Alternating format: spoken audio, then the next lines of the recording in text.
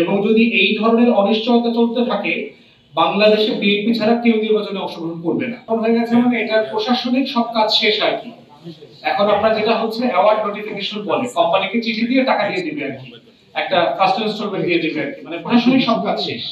এটা ধরে চাইলে এক দুই সপ্তাহের ভিতরে তারা মাটি কাটা এবং নদী শাসন করা, যে কাজ করা দরকার ওগুলো করতে পারবে। কাজের ব্যাপারে কোনো সমস্যা নাই, যদি অন্য কোনো মেজর ইস্যু ডেভেলপ না করে। প্রশাসনিকভাবে কাজে কোনো সমস্যা দেখতে পাচ্ছি না। দ্বিতীয়ত হচ্ছে দেখেন, এইটা তো একটা সারা দেশের চ্যালেঞ্জের কথা বললাম।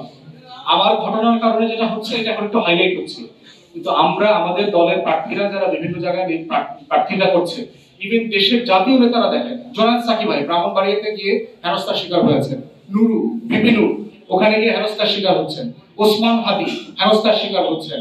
এবং এরা কিন্তু সবাই কিন্তু আমরা একই সাথে আন্দোলন করছি, আমরা কিন্তু সবাই কোনো না কোনো ফর্মে আওয়ামী বিরোধী আন্দোলনে একসাথে প্ল্যাটফর্মে ছিলাম।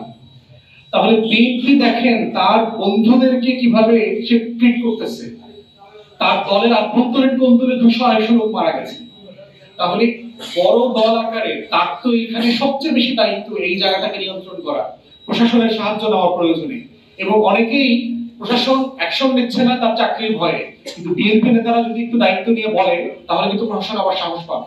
আমার কথা কিন্তু সাফিসিয়েন্টলি সাহস পাবে না। অতএব সেই জায়গাতে আমাদের নির্বাচনে অংশ না নেওয়ার ব্যাপারটা যথেষ্ট ঝুঁকিপূর্ণ হয়ে যাচ্ছে।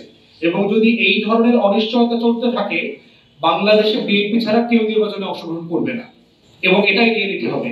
এখন বিএনপি যদি সেই 2014 সালের মতো এককভাবে নির্বাচন করে জিততে চায়, জিততে পারবে। তাহলে আওয়ামী লীগের পরিণতির জন্য তাকে আবার প্রস্তুত থাকতে হবে, যা যা হয়েছে সেই প্রশ্নের মধ্য দিয়ে।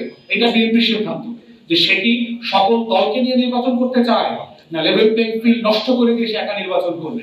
এটা তাকে তার সবচেয়ে বড় দল আকারে তার দায় এবং দায়িত্ব দুটোই বেশি। এবং আমরা আশা করব বিএনপির নেতৃত্ব এখানে রেসপন্সিবল আচরণ করবে।